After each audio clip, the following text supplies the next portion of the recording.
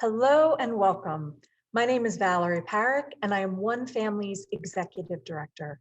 Thank you for joining us for the first event of One Family's inaugural speaker series. At One Family, we work to prevent homelessness and promote pathways to economic independence for Massachusetts families. Our philosophy is that long-term housing stability is built on a foundation of education and career success. Today's program will focus on student parents in higher education, specifically the benefits of education in helping families achieve greater self-sufficiency. Did you know 1 in 5 college students and 1 in 4 community college students are parents raising children under the age of 18? It takes incredible determination and diligence for a parent to earn a college degree while raising children. This past year especially, we have witnessed the resilience that student parents have shown in pursuing their education and career goals while facing tremendous adversity brought on by the coronavirus pandemic.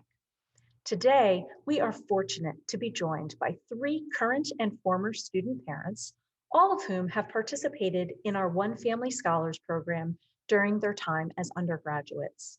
The One Family Scholars Program provides comprehensive academic and career coaching, as well as flexible financial aid to single parents in college in Massachusetts.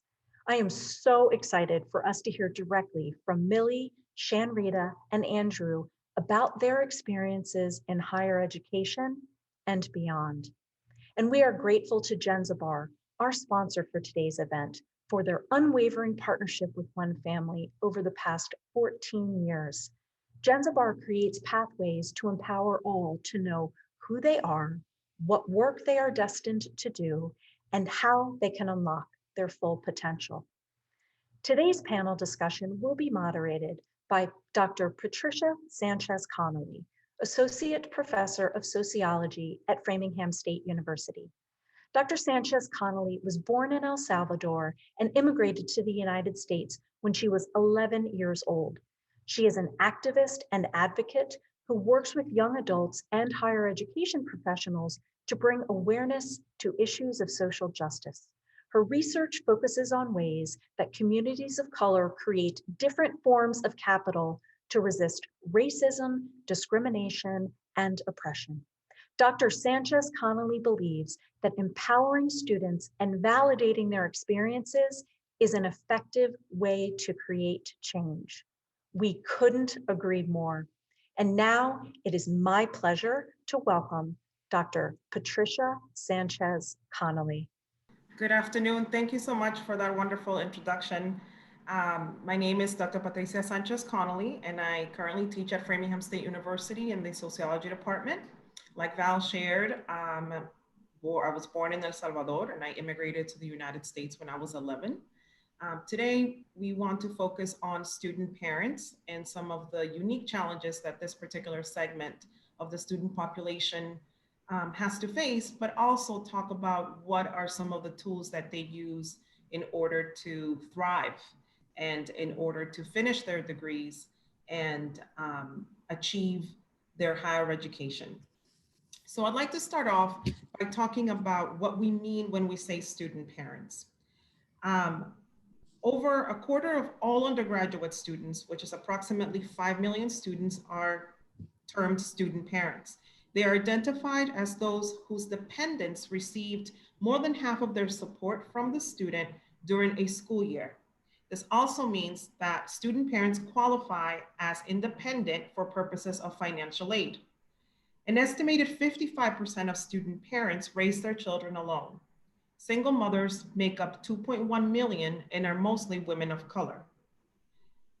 Given those statistics and that information about student parents, it is really important for us to be able to not only focus on their needs and their experiences, but also to center them in our conversations when it comes to higher education policy and resources that some students may have access to.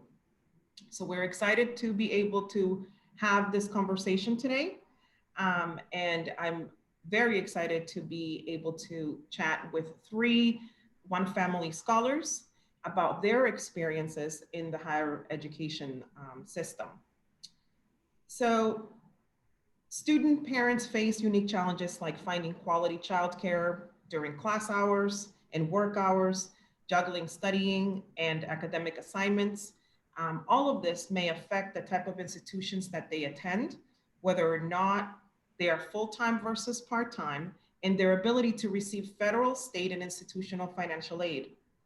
There are no additional provisions in the Pell Grant program for student parents that may award additional money to help with childcare costs.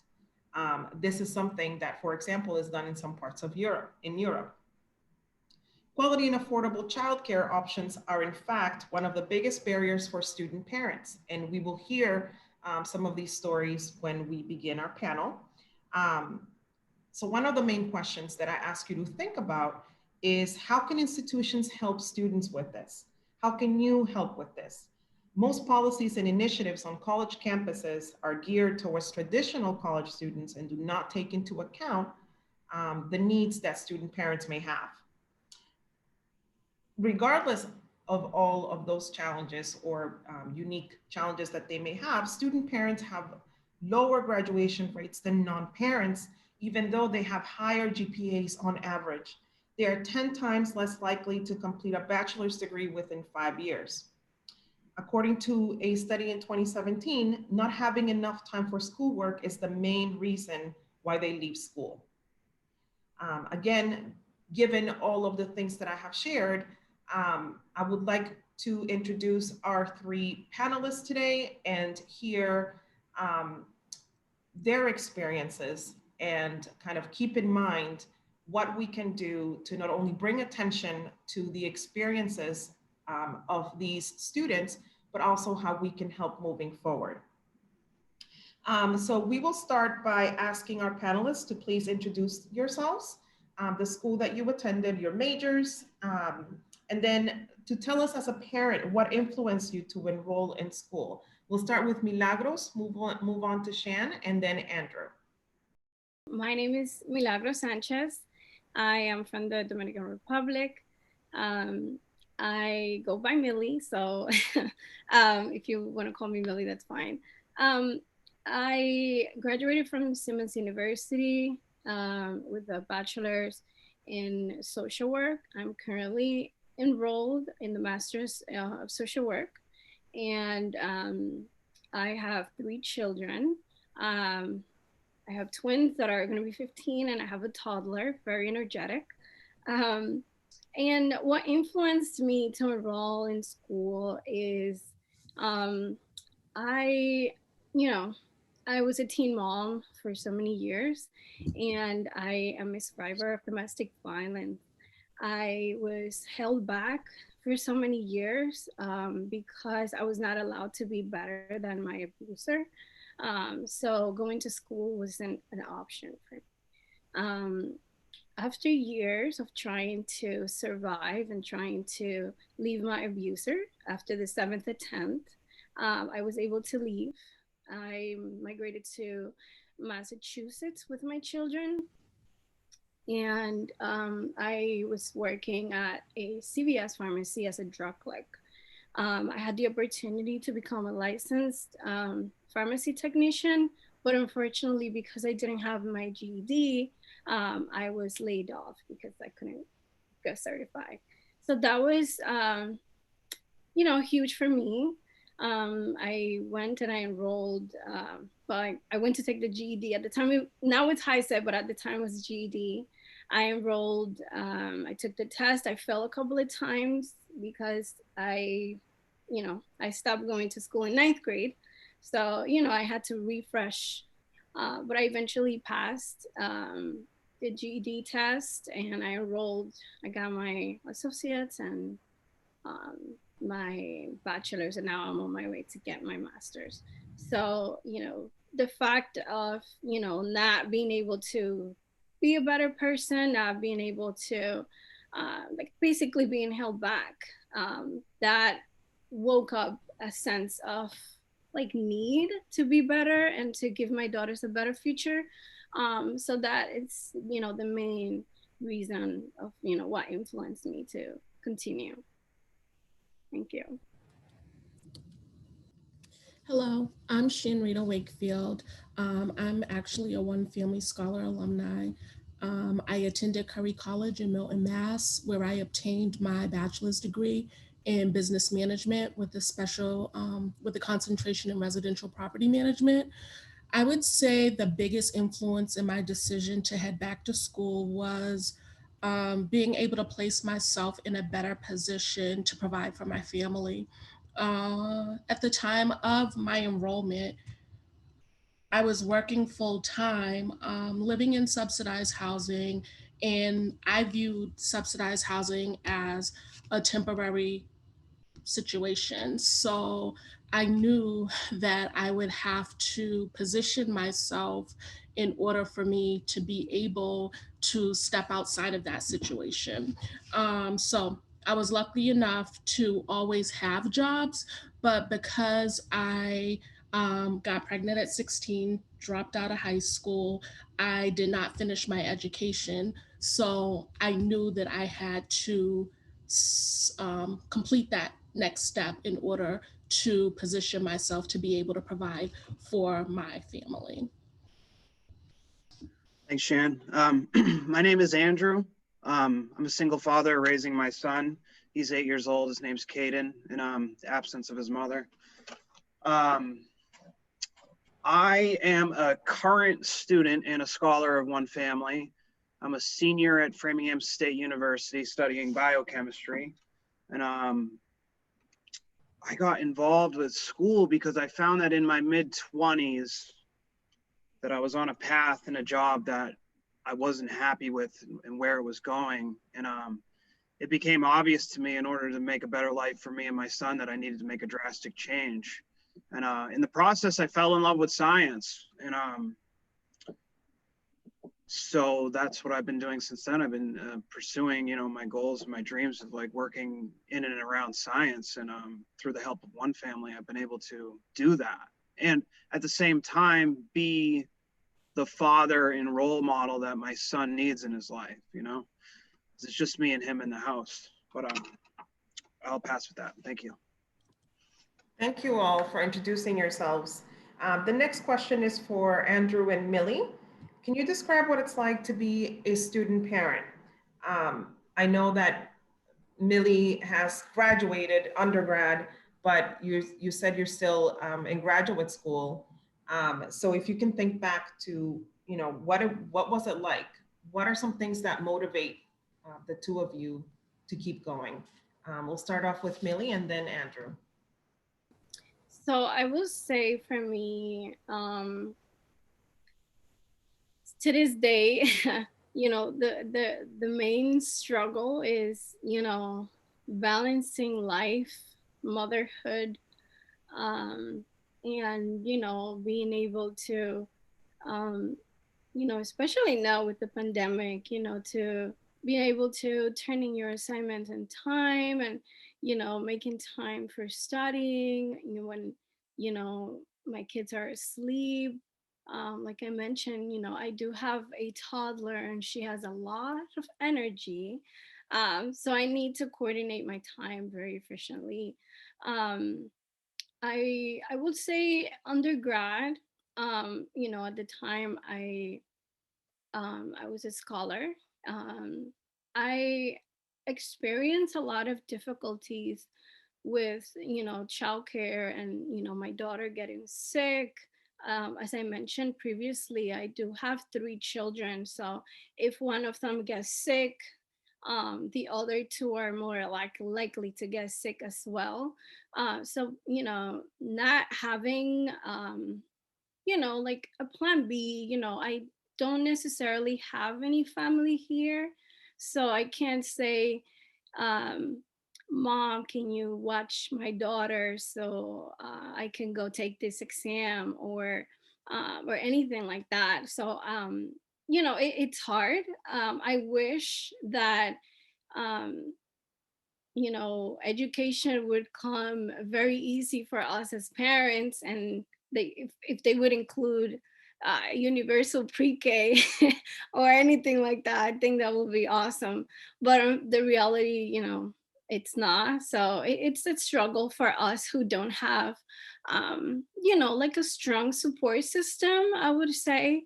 And what motivates me to keep going, you know, it's my children and my family. I'm a first generation student, and my parents, the highest grade they completed was 8th grade and 5th grade. So, you know, we had the opportunity to come to the United States. I was 12 years old when we arrived. So, you know, they had to work really hard. They had to work in factories. They had, you know, to be in the cold. And I think that, you know, life put me in this position, you know, despite the struggles with, you know, my previous relationship. I would say that, you know, I owe them that, you know, to get an education. They still rely on me. My parents don't speak English. I'm the only in the family who is fluent in English. I still help them translating letters. Like recently, my mom had to renew her passport, so I had to fill out the application in Massachusetts, mail it to her so she can sign it. So, you know, it's a lot of work, but it motivates me to keep going, because I know that this is a foundation that I'm building, and my daughters are looking up and seeing me as an example. And hopefully, you know, this path, this journey will help them realize that education is the key to success and self-sufficiency. And you know, this is the only thing that no one can take from you. And the reason why I say this is because, coming as a survivor of domestic violence, it wasn't easy to realize that I was smart enough, that I could potentially, you know, graduate from college, that I could speak the way I'm speaking right now and living the life that I'm living. This is something that I always wanted, and I can truly tell you from the bottom of my heart, I am exactly the person that I always wanted to be today. So that's what motivates me to keep going. Thank you so much for sharing that. Andrew? Thank you, Millie. I really resonate with that last part about feeling like I'm exactly where I'm supposed to be right now, you know?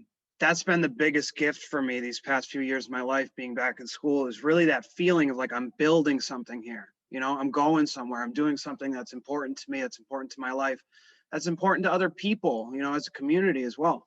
But to backtrack a little bit, you know, being a single parent and being a student is not easy. It's stressful, it's difficult, and it's honestly, it's a big process of time management. You know, there's a big misconception about like intelligence and like learning science and math, and like, oh, I'm not a math person, or I'm not a science person. Like, I failed high school algebra, I failed high school chemistry.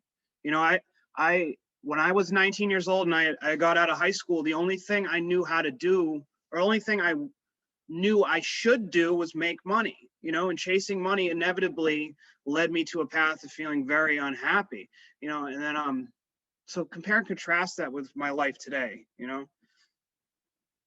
I'm very stressed out on a daily basis, trying to get my assignments done and trying to finish things and trying to make that school life family balance. You know, there's times where like I pick up my son from daycare and it feels like the entire day has flown by. I still have hours of work I need to get done, but like I need to budget, you know, I need to show my son so the attention that he deserves at the same time. So that is the challenge.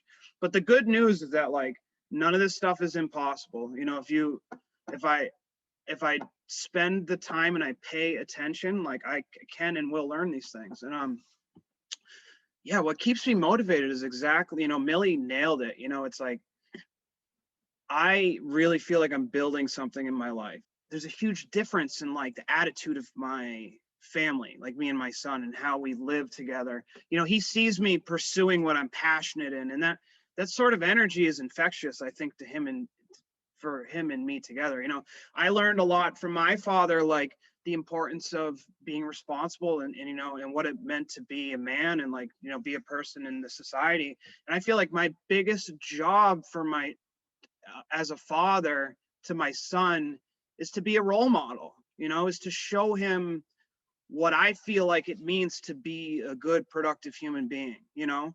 So I feel like the best gift I can give to my son as a father is to really be true to myself, you know, and that's what school really gives to me, you know, so I'll pass with that. Thank you. Thank you both for sharing that. I heard that one of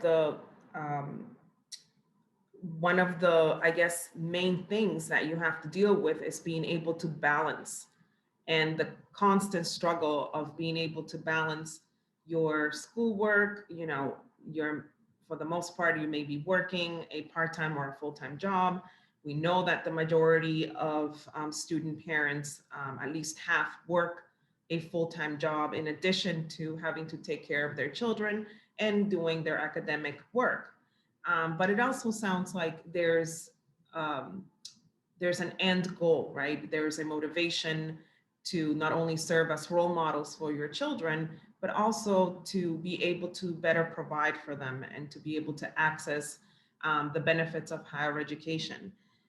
So looking back, this question is for the alumni, Millie and Shan. Given some of the greatest challenges, you know, that you might have encountered, and we heard from Millie, what helped you overcome those challenges when you were in school? And what were the things that helped you to make it through? Let's start with Shan, and then we'll move on to Millie. So I would say that there were two huge challenges for me. The first was learning how to be a student. I mean, I had been out of school for 18 plus years. So learning how to get reacclimated in that arena. The second was accessible and dependable caregivers.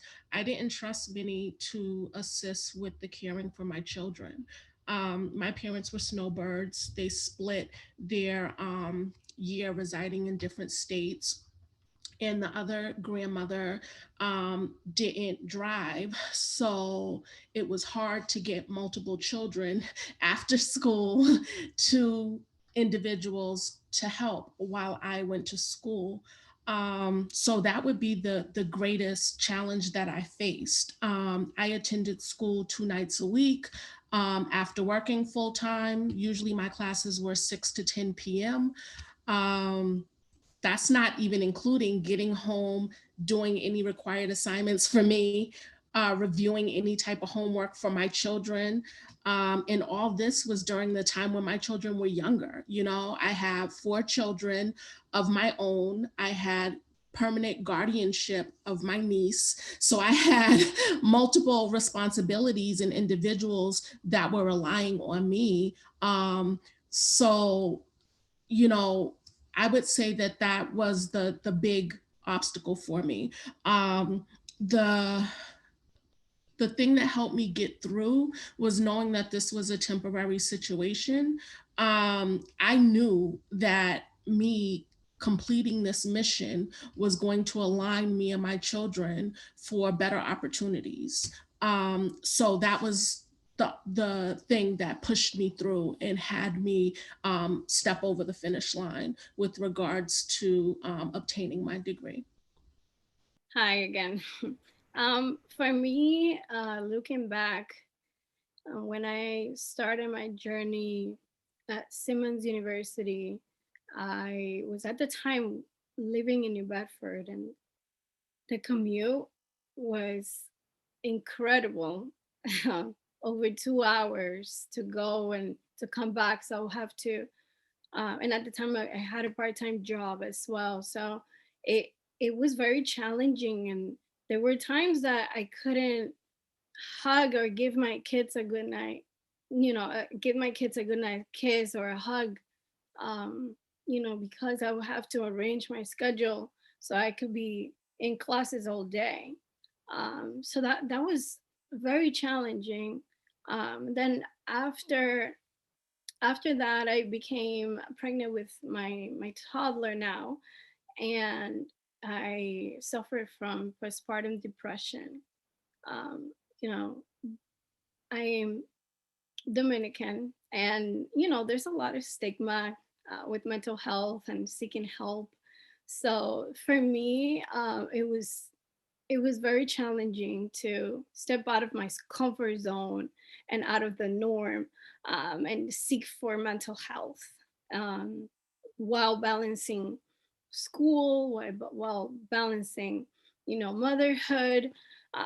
That to me, that was one of the biggest things, throughout this journey. But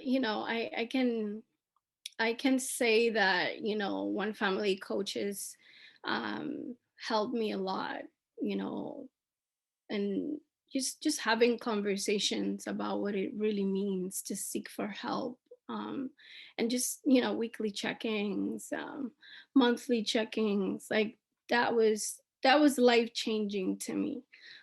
Because, my family, they don't really believe in mental health, but having someone from one family was a huge impact for me.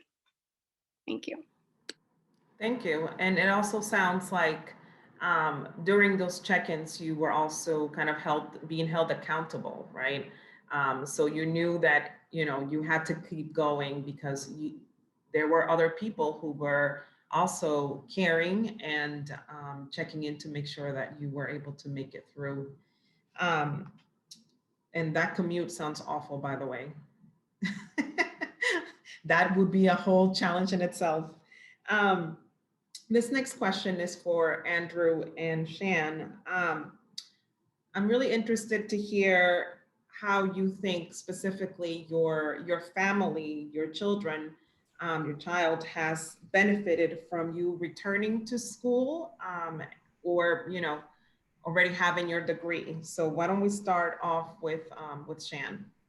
So my family and I were able to benefit in multiple ways. I really feel that me earning a degree wasn't just for me, but the achievement was for my entire family. It was an example to my children that life doesn't end when the unplanned occurs. As I mentioned previously, I dropped out of high school at 16. I could have settled in that circumstance. I could have become comfortable, but instead I didn't decide to star in that version. I created a different outcome for myself. So I actually was able to purchase my home before I got my degree, but my degree followed shortly after. Like I was waiting, finishing up a couple of classes. I also was able to start, a nonprofit. Never did I ever think that I would become a senior executive as a government employee.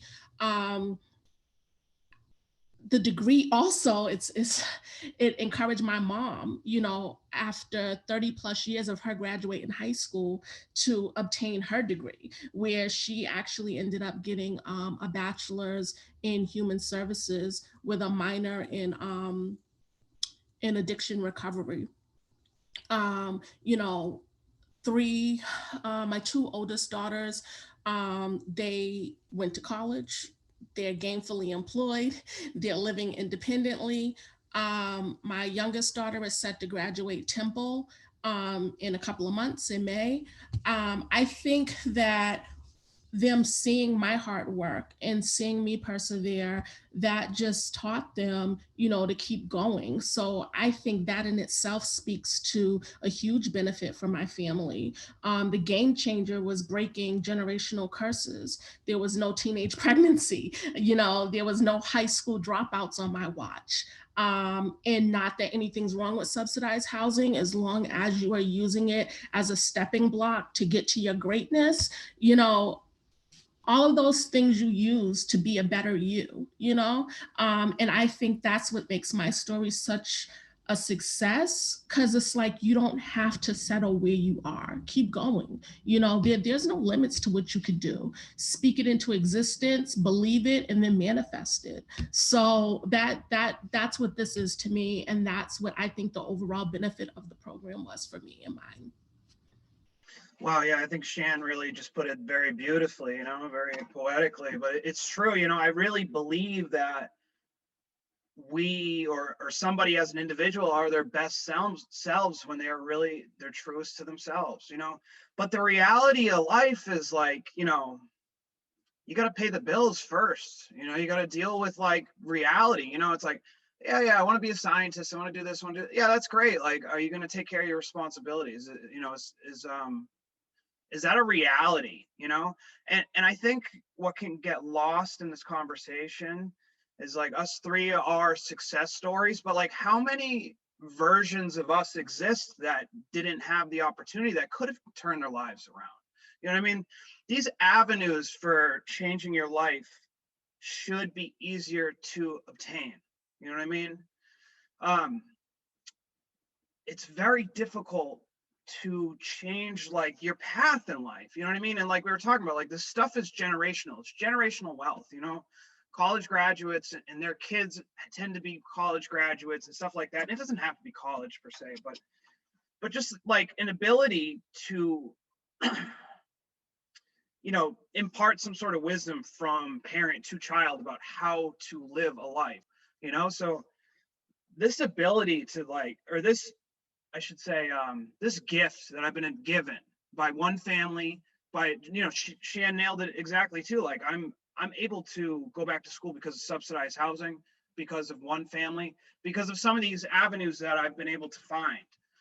But you know, this allows me and my son to really build something bigger and better, you know, into the future. And it goes, you know, further than that, you know, like my parents learned from their parents, and it goes on and on and on. So the hope is that like we can make the avenues to make a better life easier to obtain, right? Because it's obvious that there's pitfalls that people fall into. Like nobody has to live, no one should have to live in poverty and despair without hope. You know what I mean? And honestly, that's like, before I found a passion in science and before I was able to find this route to go back to school, that was like the main emotion that I felt in my life, was like despair. You know, that I had zero control over my life, what I wanted to do, where I wanted to go, how I wanted to live my life. You know, all these things I felt totally out of my hands, right? And this ability to go back to school, this gift that's been given to me, has restored hope in my life, you know. And I feel like a lot of people could potentially be missing that, you know, could be missing that spark, that enthusiasm that gets them excited for life, you know, because of, you know, the things that hold us back, you know, the societal things that hold us back, the responsibilities, the bills, you know, you got the 40-hour work week and, you know, working dead-end jobs that aren't going to really get us anywhere. You know, it's hard to break out of that mold and to try to build something bigger from that.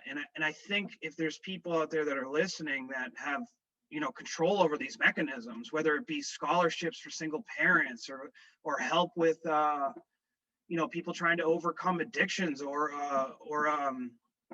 in Millie's case, like what she's overcome with her personal story, you know, we need avenues to help people overcome our problems in order to become the people that we deserve to be, you know. Because I really feel like if people are given the opportunity, like I have, to pursue something that's really meaningful to them, like we will happily put in the work. You know what I mean? We will put our kids to bed at 8, 9 o'clock and then study till midnight because we are doing something that is important to us, you know? And that just makes all the difference in the world. So I just think the thing I'd like to highlight is like, you know, you see us three here as grads and as current students, but like, it really makes me think of like how many people are single parents that could change their lives for them and their kids that aren't right now because there's not enough help in position. You know what I mean? I think as a society, as a culture, we need to find ways and mechanisms to bring people up. You know, we need to break that mindset that like you're just in your lane, you know, because it's, as much as we live in America and it's the land of dreams and like you can, you know, you can go from zero to hero, like the reality is like where you are really depends more on where you started than how smart or ambitious or any of those things are. And so like these opportunities like One Family are crucial to, you know, supporting people becoming their best selves, you know. So I just like to say that, and I'll pass. Thank you. Thank you. And I think that, you know, that's one of the reasons why we're here, right? Because it's really important for people to understand and to hear these stories and to really center some of these things that you are all sharing as we're thinking about what a, you know, college student should look like or should be. And so given, again, some of the challenges that student parents face, it's very hard to achieve that, right? Because the culture of, you know, the institution really pushes on a certain type of what a college student should be like. But some of us are not that way. And so we have to make sure that we, for those of us who work in higher education or for those of us who support students, it's really important that we remember that and we make room for all types of students. So having said that, and I know that Andrew shared some of this as he spoke, so I'd like to ask Millie and Shan to tell us what's most important about being part of the One Family Scholars Program. So what, you know, what's the most important part or the most important thing about being part of this program? Well, I want to touch on first what Andrew said. He made a good reference to people staying in their own lane. And I think that's one of the great parts of One Family Scholar. I don't know, I'm far removed now as far as, you know, I graduated a long time ago, but it wasn't unfamiliar for the One Family Scholar advocate, your counselor, to say, oh, you're going to school for this, we have another individual, you know, in the program that's going to school for this, let me link you guys up, you know. And that I think is a good thing too, because you have to carve out things that work for you. It's already an overwhelming situation. So if you can find that mentor and pair with somebody just to hear their experiences, and that can give you a little bit of ease, that makes your, you know, experience as a student a lot easier. So I just wanted to touch base on that because I know that was the most important part. Relationships, being able to maintain them. I'm still in contact with scholars with whom I attended the program with, mentors, advisors, on social media. It feels amazing to see the accomplishments that these fellow scholars have made since we attended the program, you know. And we're in institutions, you know, we're like, just, it's so broad, the things that we have accomplished. So that and the networking that One Family introduced to me, if it wasn't for the networking with the Compass program, the ABCD financial literacy program, like those are all tools that I utilized and took advantage of in order to become a first-time home buyer. So I think the program is bigger than education. It really stands by the family aspect, and you don't have to be in the program right now in order to get their assistance. You know, I just think it's a lifelong partnership, and I am thankful that One Family provided me the opportunity to participate, to complete, and to exceed my own goals. You know, I'm definitely thankful. Thank you. I would also like to highlight what Shan mentioned, you know, the benefit, you know, that we get from, you know, One Family is, you know, being part of programs like Compass, you know, credit building. It's important. And those are things that, you know, you can say, okay, this is my credit score, or, you know, I barely had any knowledge, you know, and sitting with someone, having multiple sessions, you know, to me, that was life-changing. And looking back and looking now, you know, I can definitely see an improvement, and making decisions. Oh, should I use this credit card? Should I just pay cash? You know, those are things that count also. Also, you know, the part that I really enjoy, even though I'm not a scholar, I'm an alumni, I feel like being part of the advocacy part or aspect, getting emails, you know, from one family, and having opportunities to contact, you know, um, elected officials or state representatives about, you know, current bills. That is something that I truly enjoy, and being able to do it, even though I'm not a part anymore. I feel like I'm still part of one family. So, but also, you know, the coaching and the support, like when right now I'm a case manager, but this position, that was something that I wanted to apply for, and I was a recent graduate. I got hired, and I mentioned to you know, one family coaches that I really wanted to apply. Hey girl, go for it.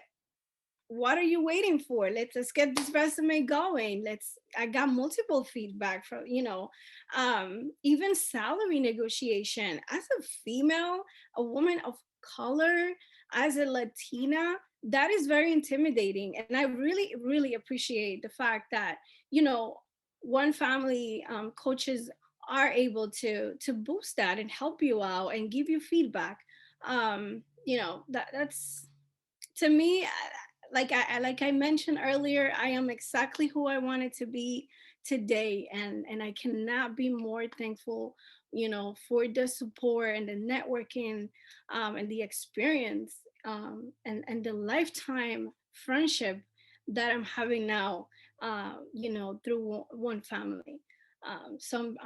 I always say this: I'm forever grateful for this opportunity. Thanks. Thank you all so much. You are each so inspiring in every single way. Each and every one of you has a story that, um, you know, moves people, right? And I think, again, that is part of the purpose of the speaker series, is to be able to inspire people. And there may be someone out there watching this today and thinking about returning to school and saying, how am I going to do this? And so knowing that there are resources out there, and that there are folks like you who serve as a role model for many of us, is really, really important to make sure that you stay part of the family, right? So even though you're not a current student, I feel like, from what I know from the program, once you're part of this family, you really stay as part of the family and continue to benefit and serve as role models. So I'd like to thank each and every one of you for being vulnerable and for sharing your stories with us. So I heard a few things throughout the panel, and, you know, just by listening to your stories and talking to you before. The first, I think, is, again, that for the most part, the challenges that you all faced were similar, right? So whether it had to be with childcare and being able to rely on people to help you with that, not having people to help you with that, being able to balance life and work. So knowing that, you know, you needed to see this through, but you also needed to be responsible for other people in your home. That is very challenging. I shared with you all the first time we met that I defended my dissertation proposal for my PhD when I was 7 months pregnant. And I wrote a dissertation with an infant and a toddler at the time. And so even that, right, and teaching full time, I remember how stressful that was, and being able to trust someone with your children, with your child, as you're taking care of business is super important. So we have to think about that as people within communities, as advocates, as activists, as higher educational professionals. We have to think about how we can create different mechanisms that we can establish, again, within our communities, within our institutions, in order to be able to help this segment of students. You know, whether it's being able to establish different networks, like some of the networks that you all mentioned in terms of being able to reach out to people to get advice, but also mentors and receiving advising and being able to learn some skills that you know, like the balancing, right? The time management, those are all skills that we have to learn. But also being able to reach out and being able to take advantage of those resources. And overall, just talking about accessing resources, I thought it was really beautiful how you all said that you were just trying to be the best person that you knew you could be. Each one of you said that in some way or another. Once you had your, you know, once you saw that you were responsible for providing for your family, for your children, you knew that you had a gift and you needed and you wanted and you were eager to get an opportunity so that you could transform yourself into what you knew you could already be. Each one of you, you know, is giving us and giving your community your own particular gift. And so being able to have an organization that can help you with getting the tools that you need and the skills that you need in order for you to be able to be your best self and provide for your family is essential. And that's why support for these types of organizations like One Family Scholars and One Family overall is so important, because these are the results. To have, you know, 3 people here, I'm sure there's hundreds more out there that have used these resources somehow and are able to access resources and things and opportunities that they may have not been able to do before. So again, thank you so much to each one of our panelists and for all our guests for joining us today. For more information on One Family's work and how to get involved, check their website at www.onefamilyinc.org. In addition, please be on the lookout for One Family's next 2 speaker series events that will focus on housing and career access. Thank you so much for being here today, and thank you all. Thank you to our panelists.